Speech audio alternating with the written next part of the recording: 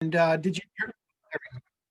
Thank you. Okay, that's the official cue. So let me now then turn to introducing the speakers for today. So we will be starting with Bruce and Juchan Fulton.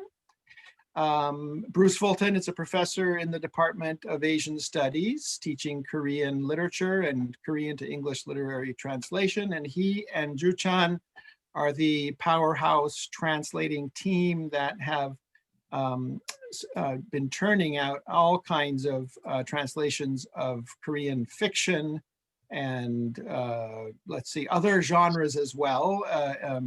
What's the word I'm looking for? The graphic novels are now in the mix and comics, but primarily fiction. And they are also the translators, the co-translators of the novel that we're talking about today called called One Left by Kim Sum.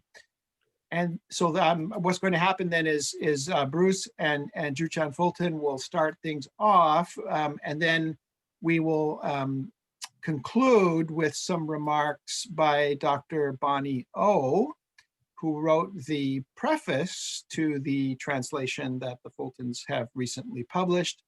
And let me say a few things about Bonnie Oh, who I have known for more years than I care to admit.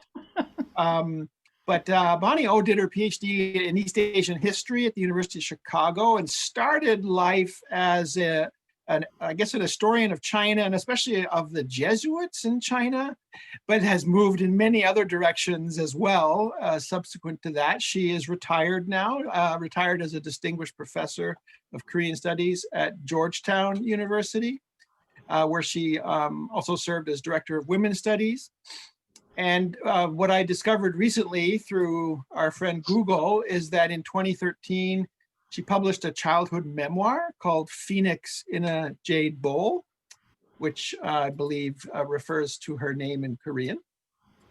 Growing up in Korea, and then, and this is why it's appropriate, why it's doubly appropriate that she's joining us, because she also is a creative writer in her own right. In September 2016, she published Murder in the Palace, a historical novel on the death of Queen Min. And that book won a prize. It won the Paibong Munaksang, which Paibong was the pen name of Kim Gi-jin. And that book was the first book to win that prize that was not written in Korean. I think I have that right. I hope I have that right. So historian, expert on comfort women, the comfort women issue, and creative writer, among other achievements. So Bonnie will kind of wrap things up to after we've heard from Bruce and Juchan Fulton, and then we'll open things up for Q&A. So without further ado, let me turn it over to Bruce Fulton, please. Thank you very much, Ross, and our thanks to the Center for Korean Research and the Institute of Asian Research.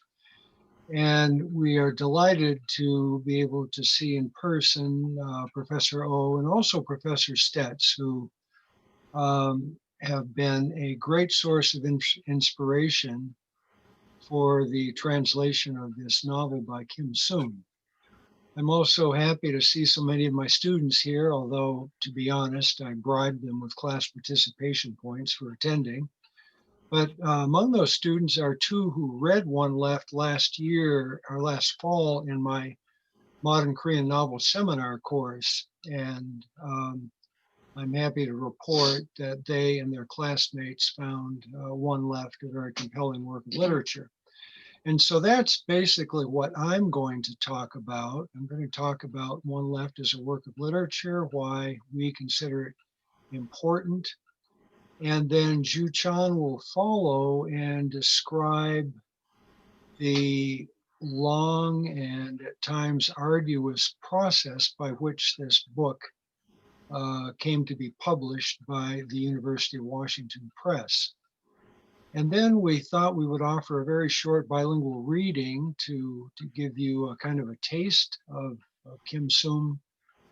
And then we look forward to hearing from Professor Oh, who wrote the foreword to our translation.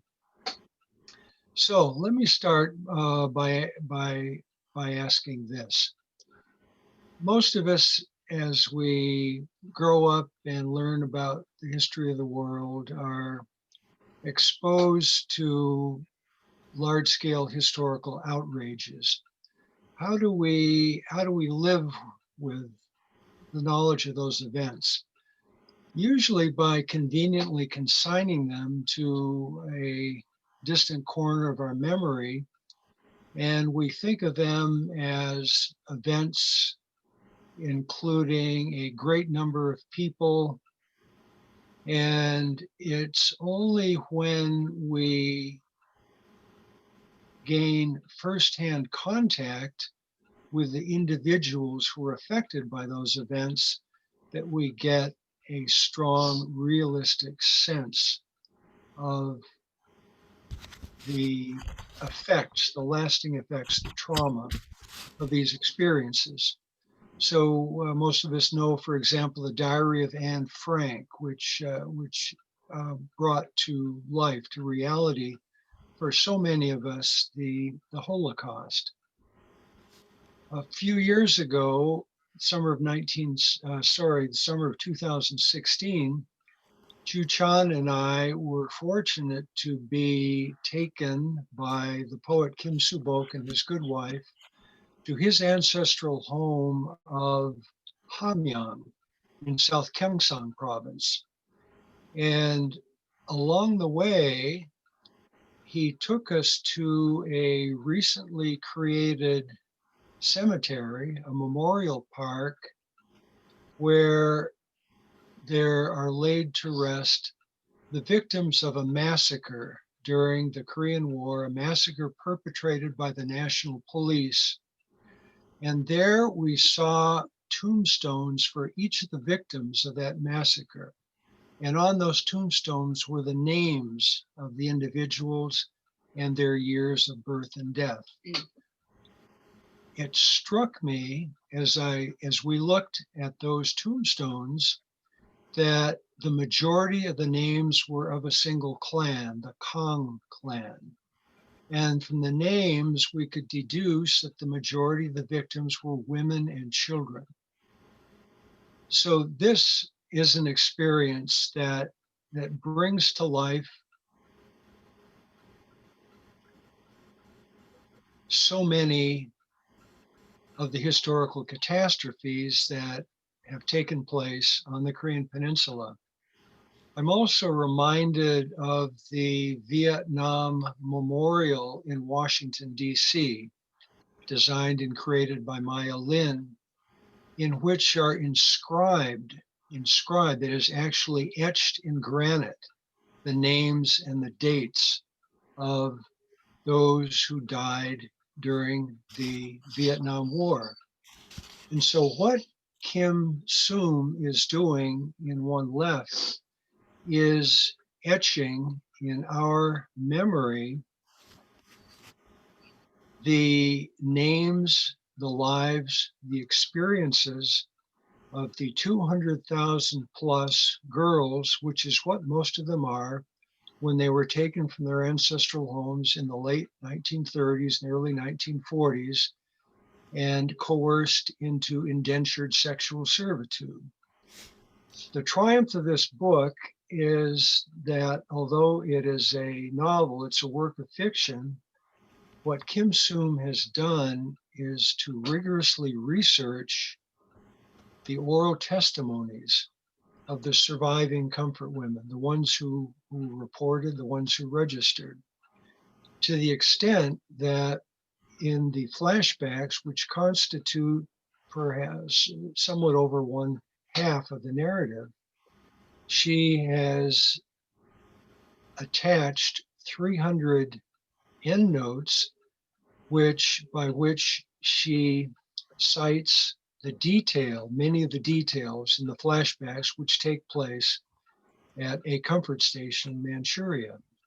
And in this way, Kim Soom is not only reminding us of this among several other historical catastrophes that still await healing and closure, she is bringing us into firsthand contact with the girls and the women who actually experienced a life of sexual servitude. One of the ways in which I discuss works of fiction with my students at UBC is to ask them how well the narrative style selected by the author matches the content of the work. And in this case, we think that Kim Sum, we can't imagine a better way of resurrecting the story of these comfort women than by using their own testimony and by using their names. The names in the text of the girls may well be fictitious, but the names of how many themselves appear in the endnotes to the book. So, how has Kim Sum contextualized this experience, this historical experience, in a way that makes sense to us today? What she has done is to situate the present of the novel in present day Seoul in a neighborhood that is undergoing redevelopment. So the usual, those of you who are familiar with urban development, those of you who perhaps have read Jose Hieslink's story novel, The Dwarf, Nansogong, you'll understand that when a neighborhood is slated for redevelopment, the buildings are leveled, but the owners or the leaseholders of those buildings get priority rights for the new housing that is going up. And this is the situation in the neighborhood in which the protagonist of the novel, a woman in her early 90s who has not registered, who has not gone public, she lives as a kind of placeholder in a home that has been leased by her nephew. So she continues to live a kind of shadow existence. And on the television, she follows the fortunes of the surviving comfort women. At the beginning of the novel, there are some 52 left, I believe. By the end of the novel, there is only one left. And at the end of the novel, she makes a fateful decision. She decides that she will visit the last surviving registered Halmani who lies near death in a university hospital. And along the way, she takes public transportation. Along the way, she has an epiphany. 70 years earlier, while she was at the comfort station in Manchuria, she and several of the other girls were taken across a river to a military outpost. And on their way back across the river, the boat, overloaded, encountered some strong currents, and the protagonist was tossed overboard. But fortunately, the water was not that deep. The other girls were able to rescue her, and she remembers at the end of the novel, on her way to the hospital, she remembers that the other girls were calling her name, Pungil, Pungil, Pungira. And that she realizes that that is a name that she has not heard, a name that she has not used in 70 years, the name she was given at birth, her Bonmyeon. And by doing this, the protagonist is reclaiming her identity. she basically is restoring herself and by extension, the names of all the other girls who were with her, all the other girls who were taken from their ancestral home. So by ending the novel in this way, Kim Sum is suggesting to us that it is possible to retrieve these victims of historical catastrophes. We can restore them to historical memory. We can restore them in the form of their testimony to the historical record. We can recognize them not as an anonymous mass of individuals consigned to the far corners of our memory, but as 200,000 plus individuals who were taken from their families. And in this way, and especially in this age of truth and reconciliation and calls for social justice, at a time when the victims of the Gwangju massacre, many are still accounted for. It's in this way Kim Sum will help to achieve some healing, some closure, and to remind us that it is within our power to do something about geopolitical events that have happened decades ago that for most of us are out of our control. And it's significant that Kim Sum's current novel, released just a few weeks ago, months ago, it's called Dodonan Dang, and it takes place in a boxcar containing Koryo Saram, that is, ethnic Korean residents of the Soviet maritime province who were uprooted in the late 1930s on orders of Stalin to be sent to Central Asia. So Kim Sum seems to be continuing this project by which to return some of the victims of modern Korean historical catastrophes to the historical record. Hello, everyone.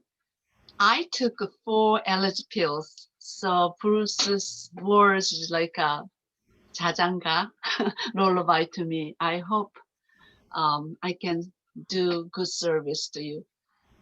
Our author, Kim Sum, she wrote, including what Bruce mentioned, that 떠도는 땅, he said 떠도는 땅, but no, 떠도는 땅, it's 17 books she published last decade. She is prolific writer and she knows only writing according to 현대문학. So she is workhorse. But one left is her debut novel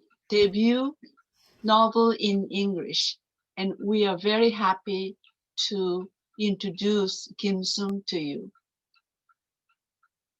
Kim Sum is severely underrepresented writer, as I mentioned. However, she has gotten most awards in Korea. All the awards, you look at it, in Korea, I think there are too many writers, too many awards. However, I think that's also good because it's a source of income for writers in the society that they don't read much, so books not selling a lot. But I was surprised at how many awards she's gotten. About 한명, the Korean title, I was stumbled into 한명.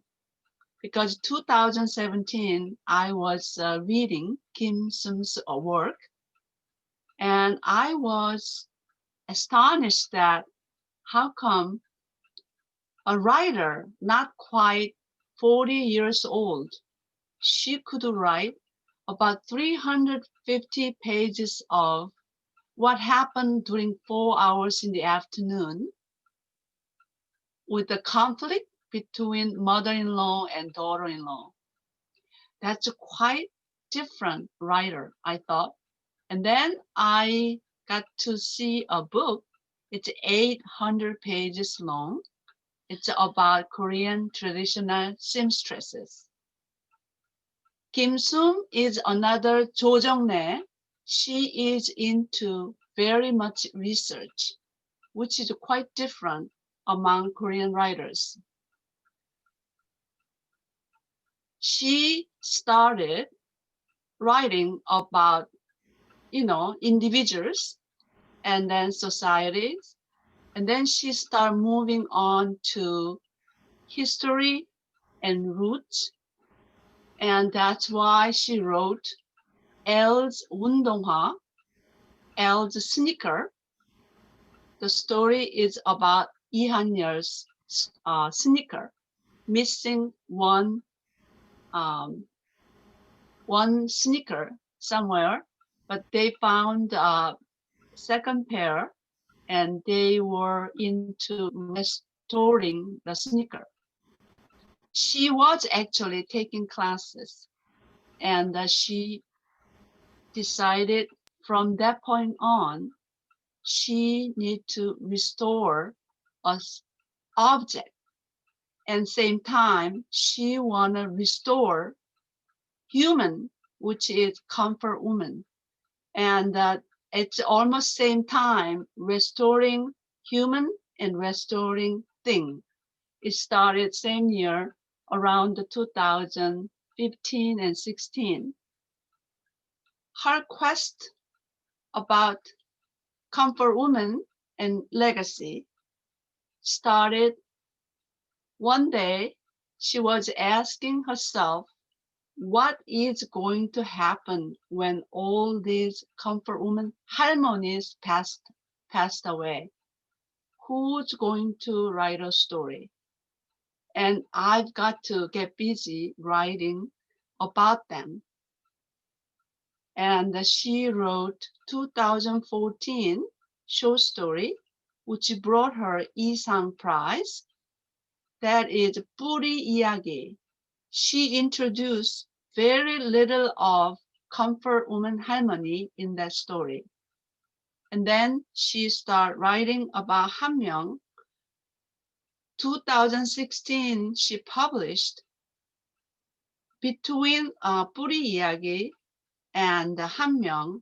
She had all this imaginations and she had research already.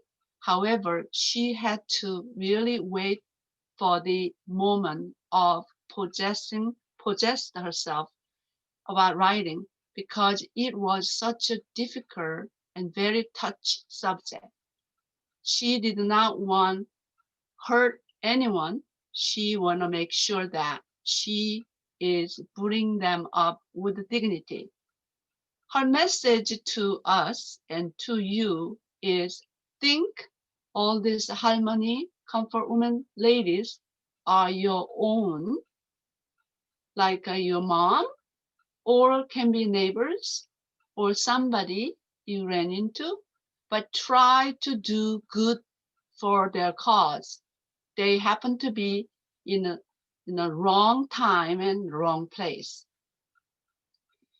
So I told you that I was stumbled upon 한명, and in order to decide to translate for a writer we never had tackled, I tended to read all about the writer's work, whether it's short stories or novel. And so that's why I started reading a lot of Kim Sum, and then 한명 is right work for us. First of all, Hanmyeong is based in present Korea, possibly Seoul.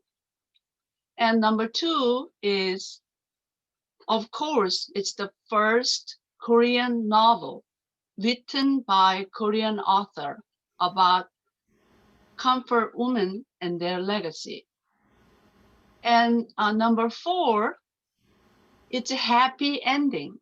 It's very triumphant story, and we want to make sure that that have to be really stressed, because everybody knows, we think everybody knows about comfort women, and if it's based on the history, and it is not going to work for us.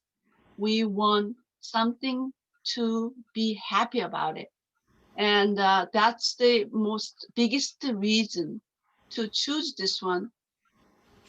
After we decided we'll work on this book, I did my homework. I read half a dozen comfort woman themed stories in English, and I wanted to make sure that there is no overlap. And I watched documentary videos. I went to lectures, especially Filipino comfort woman lecture in Seattle Central Library. And I did all that. At the same time, I want to make sure more people will be appealed by this work. So I had my 20th old son to watch documentary video, and he was appalled. He said, "This is so harrowing, but it's worth it, Mom. Do it." So after that, we contacted the publisher and contacted author. They were overjoyed, and we got box of books from the author, and also a couple of magazine from 현대문학, who is a publisher for one Hanmyeong. They were really, really happy that this is happening, and they knew us. However, that was 2017 fall. They brought an agent when we found a publisher, and we started long saga, which took almost 2 years, and ended up number 32 publisher is University Washington Press. We never expected this kind of experience. The problem started, I think, mistrust between translators and the publisher and agent, and our author was just watching, and she and the publisher and agent, we all had the same goal. We've got to publish this book in English-speaking world as soon as possible, because when we start translating, there were 40 comfort women. And by the time we finished, it was like 18 of them left. And however, in order to achieve the same goal, we had to go through so many hurdles and letdowns, and about a book worth of emails. And the Korean side, very simple. They just did not want to pay US tax, and they were not happy with loyalty, too little. However, our coaxing or try to have them understood what's going on in US market, it did not go anywhere. because in Korea, there are like hot selling writers. They get 6 figures, and somehow some agent, they believe that they should get 6 figures for advance.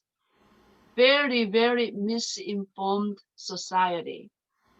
And American publishers, they all said, oh, how important this topic, how important the story is. However, this is not for us. At the time when Me Too was in full steam, at the time that we are so aware of victimization and sexual violence, and at the time that we had human trafficking, and at the time we got Pen Heim English translation grant from American Pen Association. All the ingredients was there, but it took 2 years. And for example, one of the publishers, we believe that our publisher and we are their authors, they brought one of their outsider reviewers, and the reviewer said that this book is voyeuristic. And the publisher told us, we don't need another sensational book. After all that, eventually we found UW, University of Washington Press. Almost took 2 years. But my quest about this book is that after hearing this book, we don't need another sensational book. I was wondering, why don't I know? Why do I know only the word comfort woman? Why all Koreans, they know this word, the comfort woman. After that, they have nothing to say about, nothing to talk about it. Most Koreans, when we start talking, oh, and then they turn away. US, same thing. So most of US publishers, they are very complacent and insolent. However, my question to myself was, I thought I've been US too long and I've forgotten a lot of historical, events or the historical, all the knowledge. But I learned during our lectures and reading series, I learned that we were never taught in the classroom. Thank you.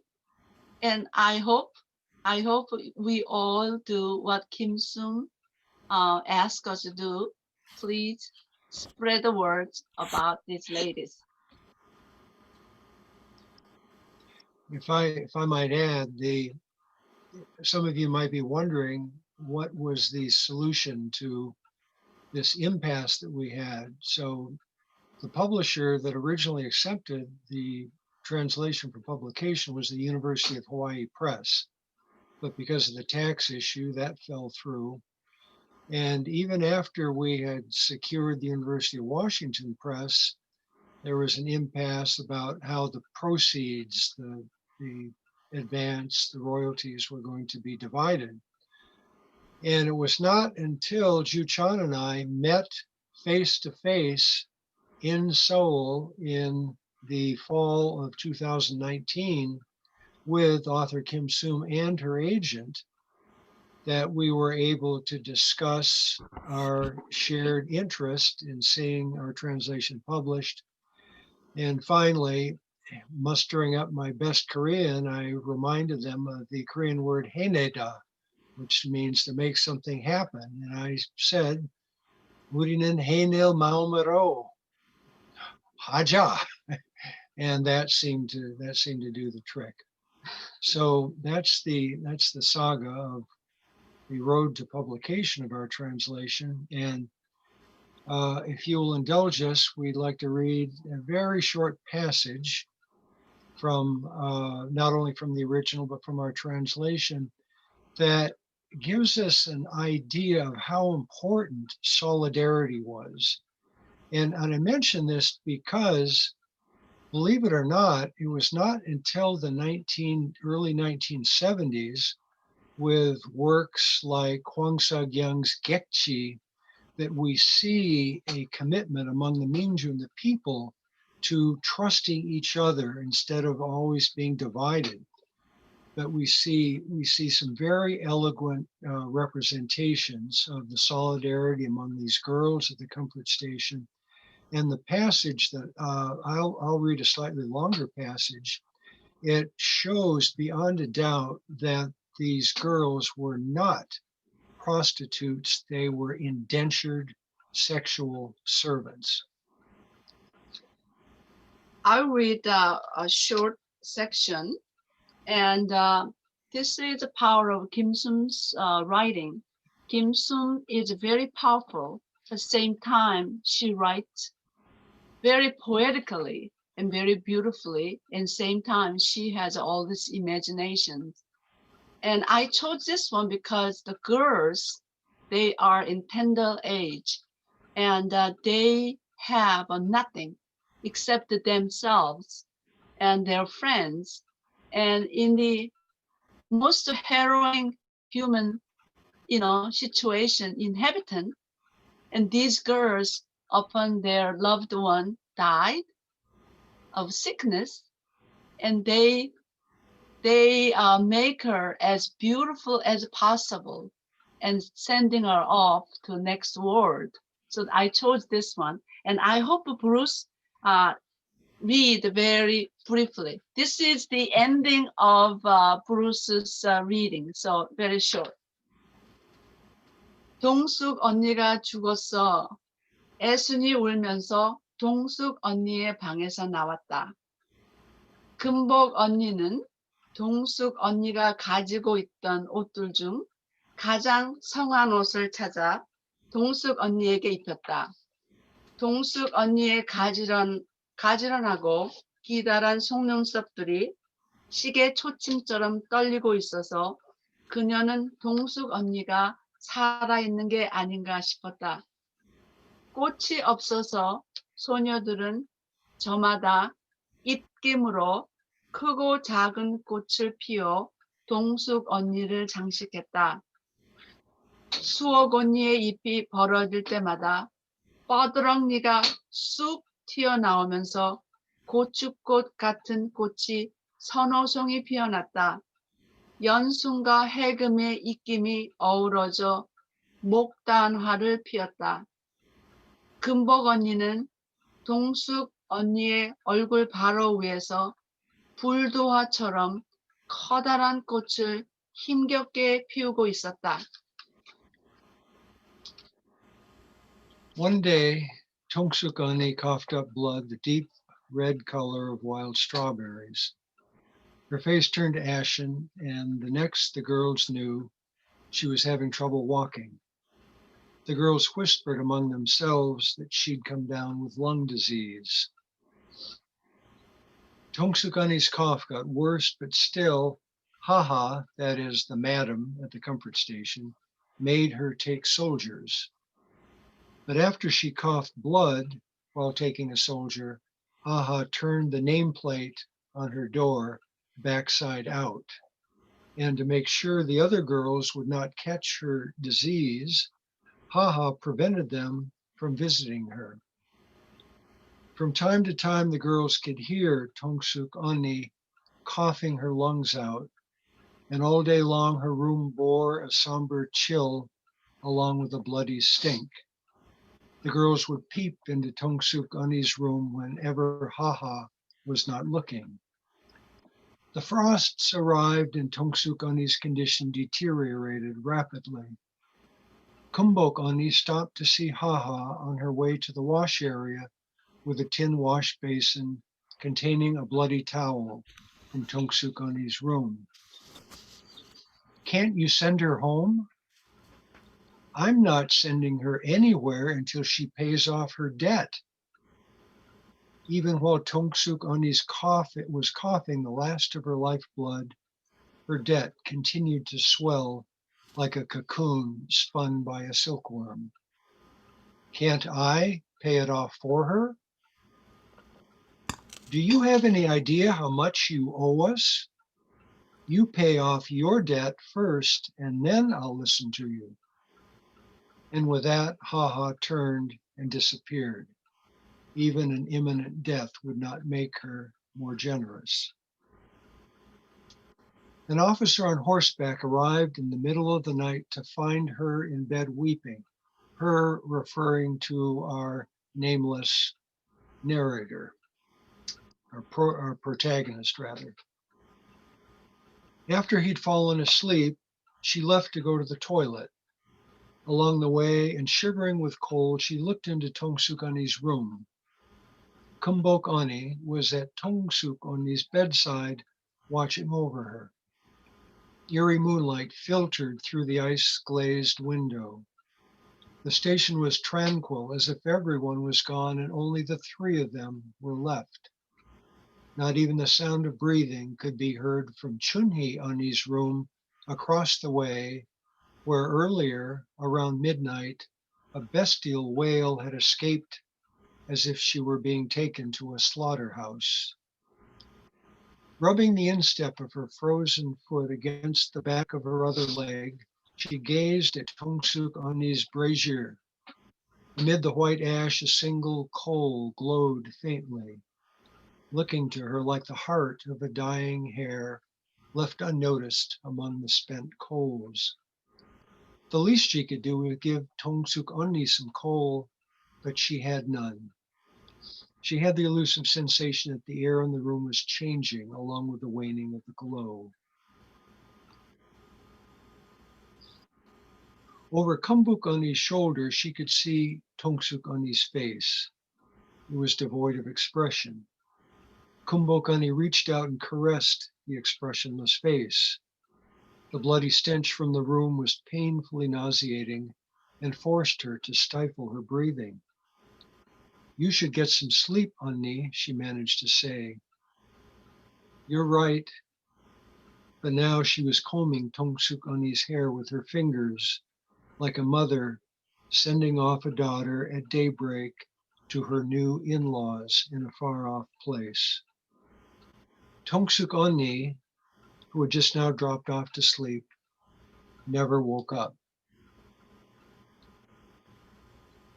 Kumbok Onni dressed Tongsuk Onni in the best preserved of her garments.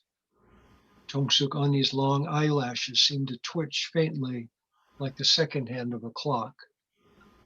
Maybe she's still alive? She herself wondered. No flowers were available, and so the girls opened their mouths and adorned Tongsuk Onni with a bouquet of vapor blossoms. Suok Onni opened her mouth, and between her buck teeth came tiny white flowers resembling those of chili pepper plants. Yunsun and Hagam mingled their breath to produce a peony. And perched above Tongsuk Oni's face, Kumbok Onni was painstakingly fashioning a huge flower that resembled a snowball viburnum.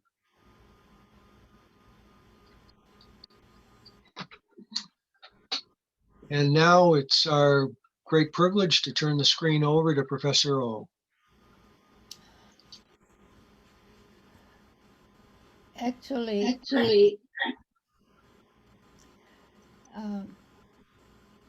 I thought speaking at the end was good thing because I would hear what you were saying. But actually, what I wanted to say, a lot of it has already been said. So I have very little Aigo little Yanamida. new to add.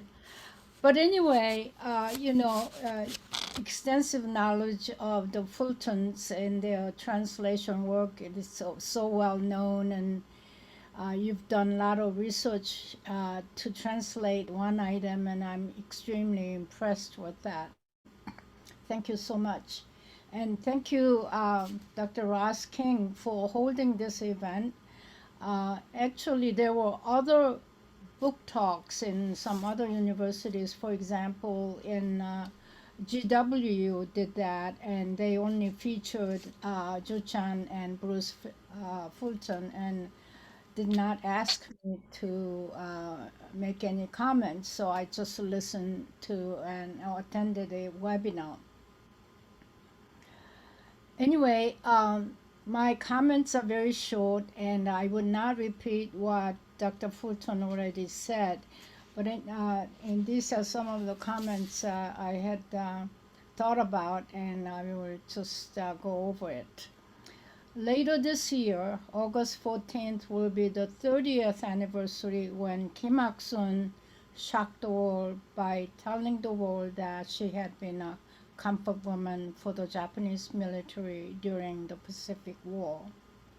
She was not the first Korean woman to do so. 15 years earlier, in 1976, Paebong-gi in Okinawa came forward to tell the same story. But it didn't gain much attention, partly because she was in Okinawa and her nationality was in question at one time. Kim Il-sung's coming out is usually considered to be the beginning of the comfort woman movement. And I have been engaged in this for over 28 of those 30 years. Even after such a long time of involvement in the comfort woman issues and participation in its activism, reading One Left for me was surprisingly a new experience. It increased, sharpened, and broadened my understanding of the subject. I am extremely grateful for the opportunity to read this novel with greater care than usual to write the foreword. It wasn't the easiest task that I had engaged in recent years. Maybe it's my advancing age. But what made it tricky was its stream of consciousness structure, which necessitated the timeline constantly shuttling back and forth between the past and present. It made the reader much mindful of where you are at the point you are reading the book. Korean author Kim Il-sung, through the novel, contributed to the empathetic appreciation of the comfort woman issue beyond the ever-increasing academic discourses. Through prodigious research with oral history, transcribed earlier testimonies, freshly available historical documents, and results of academic research, which, by the way, is increasing every year. According to Frank Schulman, well-known bibliographer formerly of University of Maryland College Park, in 10-year period when he had organized between 1995 and 2005, there were already 46 PhD dissertations on the subject. So Kim Il-sung wrote the story because she was concerned that there would soon be no one left to tell the truth. It's supposed to be a fiction but it has 307 notes in a published volume of 205 pages. Every one of these notes is based on facts, and she has very extensive explanation of what they are. As such, it is a superior rebutting weapon to the deniers of the validity of comfort issues than ordinary historical and academic work. When the book was first published in 2016, there were 37 survivors from 238 initially registered with the South Korean government. but now there are only 16 remaining. I checked with a Korean woman who knows about it, and there are 16 remaining. It was, as mentioned earlier, first Korean novel devoted exclusively to the subject of comfort women. By giving voice to the one left, one unknown former comfort woman, the author was able to depict more graphically and in vivid detail the depth and the breadth of suffering of comfort woman. Maybe this is where your critics from the publishers are saying they are voyeuristic. They some graphic descriptions I had never seen in the novels that I had read recently. For example, because it's a fictionalized account, author is able to describe what you can call indescribably inhuman acts that were inflicted on the private parts of the victims. She also uses her imagination to describe the comfort woman's original neighborhood, North Gyeongsang Province, Chilgok County, Chicheon Township, from where both the protagonist and Kunja Anni came. The one left the house was at the end of a sickle-shaped road, not too far from the river, where she was gathering snails when she was snatched from the back and thrown onto the open back truck, never to return there.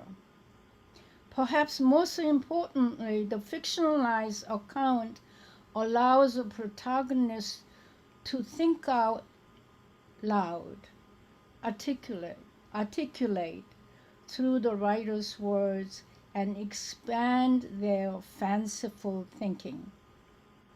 When the one left sees the magpies, living or dead, her mind flies to her native village and hears her mom pleading with her younger siblings to go find her, the oldest of her children.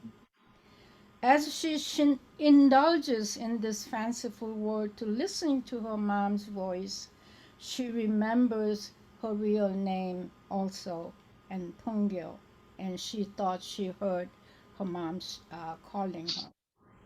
She's 93 years old and lives alone in a house on a dilapidated street. But her mind races to the Manchurian comfort station when she was only 13. There is an advantage in writing a fiction based on facts. As mentioned earlier by Dr. Raskin, a few years ago I wrote a historical novel called Murder in the Palace on the death of Empress Myeongsong. As a historian, I based my story solidly on historical facts, but I enjoyed using my imagination to describe and develop main characters, their attires, expressions, and their surroundings. For Comfort Woman, there has been several other novels in English, starting with Nora Okja-Keller's, Dashiell Kim Gibson's, Teresa Parks, and for Chinese Comfort Woman, there's Jenny Chan. But Kim Soom's, with translations by expert translators, the Fultons, updates the comfort woman literature beyond academic research. And this is a must read. Thank you. Thank you very much. We're just exactly at 6 o'clock, which gives us 10 to 15 minutes for questions from the audience. And usually the way we do this is you can just pop it into chat and that will come to me and to Yunju, and then we can sort of feed them through to the Fultons or to Bonnie O. While you're all kind of thinking about a question. One has come in already, which is just a really simple question of fact. And this goes to Bruce, the passage that you just read, Bruce. What's the page? One of the students, I think, was asking what page that was.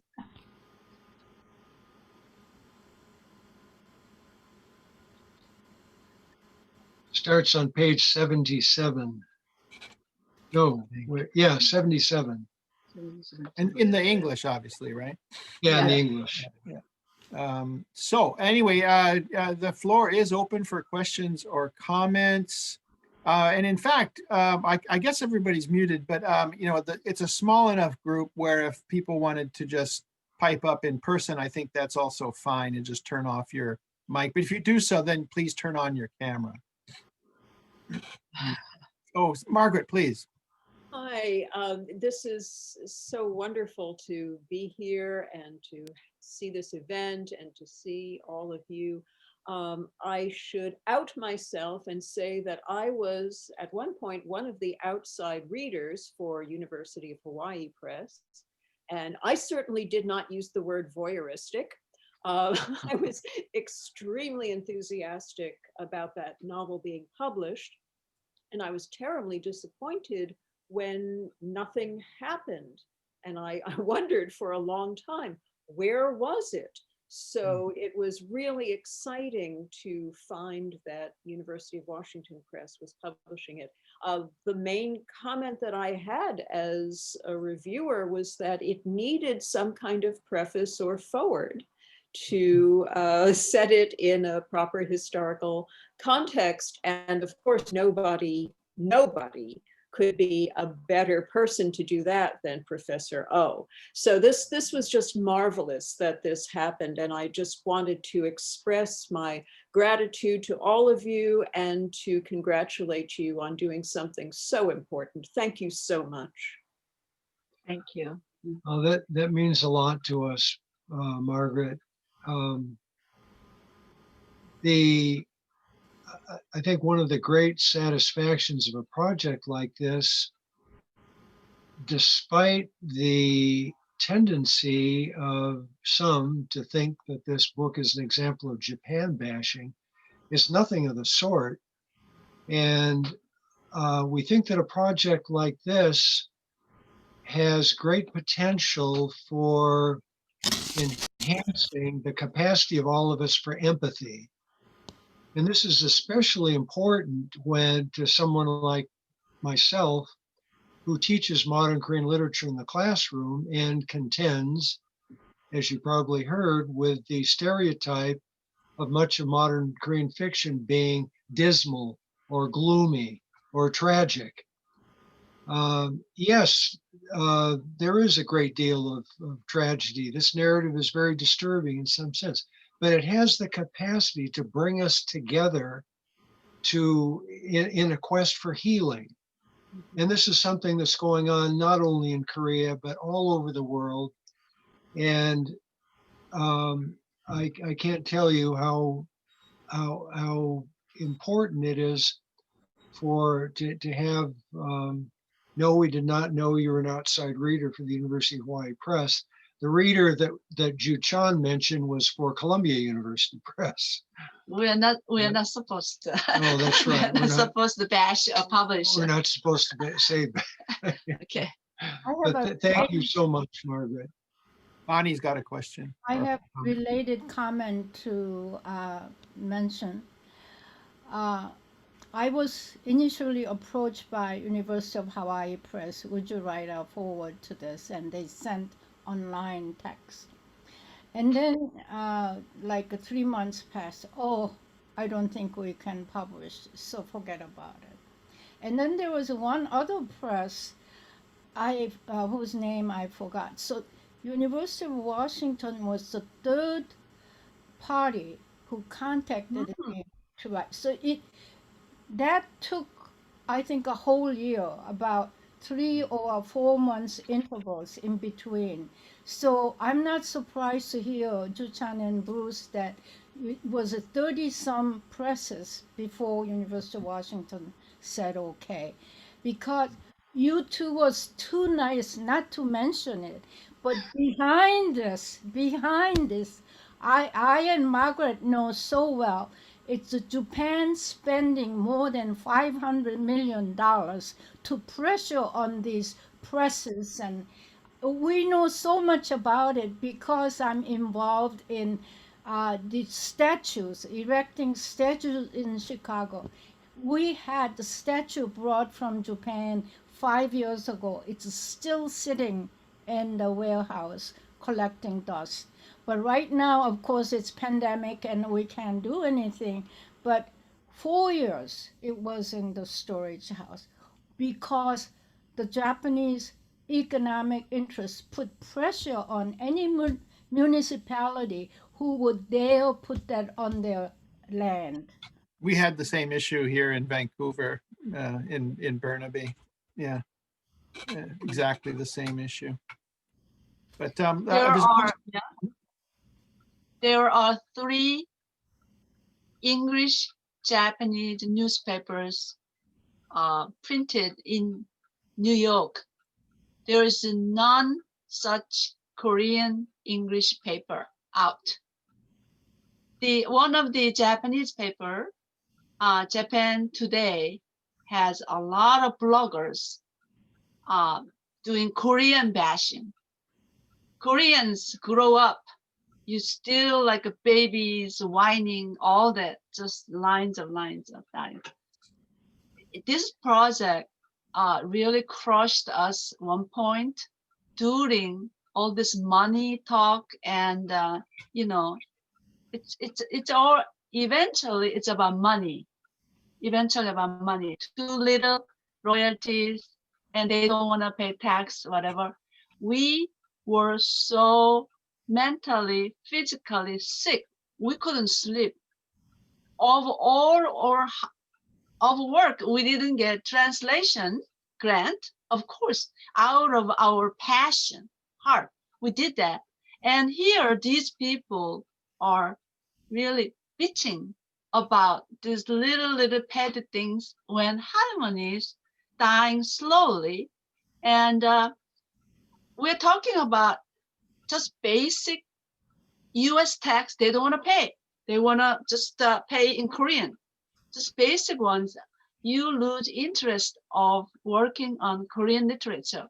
We decided not to do any more Korean literature, Bruce. Pinky. And then eventually we came back and we tackled again. And we are very glad it's over. Bruce and Chan, one question that did come in that's more or less building on what you've just been discussing is whether you as translators faced any other resistance or backlash from right-wing Japanese groups or scholars, or maybe that's still to come now that it's actually been published. No, we didn't. What Ju-chan mentions is, ironically, it was 3 years ago that we received a very competitive PEN America Heim translation grant. It's a very modest amount, but it's a very competitive award, only the second to be given for a Korean project. We were approached by a writer for Kyodo News, which you might think of as a Japanese counterpart to Yonhap. Mhm. And the writer, whose name sounds Japanese, he's actually Finnish, Justin Maki, was very interested in this project. And the first question he asked us is, why has it taken 70 years for a Korean writer to write a novel focusing on these women? So he was very sympathetic to what we were doing. And I think he recognized that this novel was in no way a case of Japan bashing. In fact, there are a few passages in it where the girls express sympathy for some of the Japanese soldiers, some of them barely older than they were, who likewise professed that they had basically been taken from their homes, impressed into the military, and didn't know if they would live another day after visiting the comfort station. But the problem was that Justin Mackey's article was reproduced in these two other Japanese language journals and In English. in English, and then they had the inevitable comments at the end, which we can only imagine were by those who had never bothered to read the novel. Sure. But no, we received, apart from that, we received no pushback, although we should mention, in conjunction with what Bonnie said, that a local publisher in Seattle, which has the distinction of publishing more works in translation than any other American publisher in a year, cited unspecified stakeholders that they had to be cognizant of. And the other publisher that we thought was a natural for our translation, because it had published a translation of a pioneering work on the comfort wound by a Japanese scholar. Also, if we read between the lines, we inferred what Bonnie was suggesting about a behind the scenes presence by you know who. Here's another question, Bruce, that came through. Why do you think that Kim Soom decided to write it from a third-person perspective rather than a first-person perspective from the protagonist perspective? Well, the third-person perspective, although it's a limited third-person perspective, which the story is told from the point of view of this unregistered woman, I think lends a necessary element of narrative distance, especially considering the very disturbing detail that we read. And by way of contrast, one of my students who has just finished a very fine undergraduate thesis researched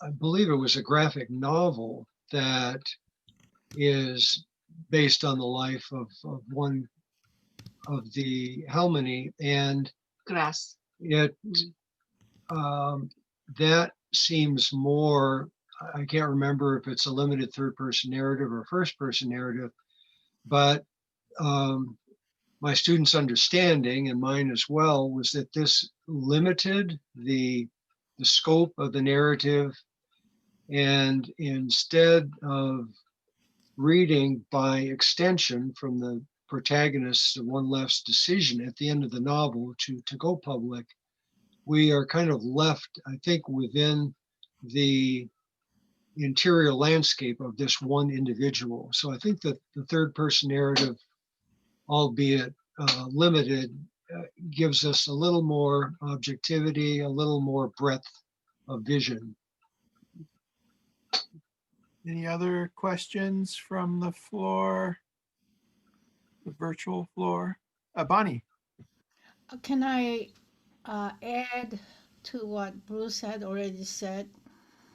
I think a first person narrative limits, for example, what Bruce said about describing really terribly disturbing details that is in Kim Sum's novel. You know, it's hard to say about yourself. And the another thing is that there are a lot of limitations if you are giving a protagonist a first person narrative. I realized that when I was writing the historical novel on Empress Myeongsong, because you know you cannot, you know, you can imagine a lot of things, but that is very limiting if it's first person perspective. So I think what Bruce said, I agree with. The third person is you have a broader view if you use a third person. Any other comments or questions? We're coming up on 6:15, and we don't like to go longer than 6:15. Just because Zoom fatigue is a real thing. So this is the last chance for one last question or comment from anybody. Come on, see, look.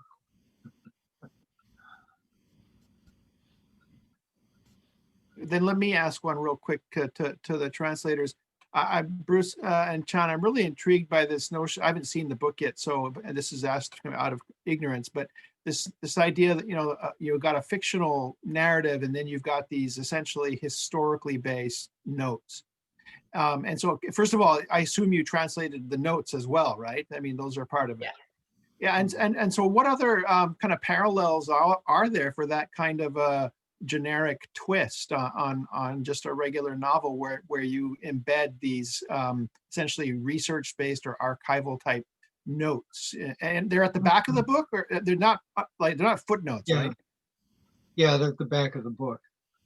But here are they? It's endnotes. Yeah. It's endnotes. Yeah. Mm. Yeah. I think that's the I think one of the difficulty to sell the book is that publishers are confused. Is this a historical book or is this novel?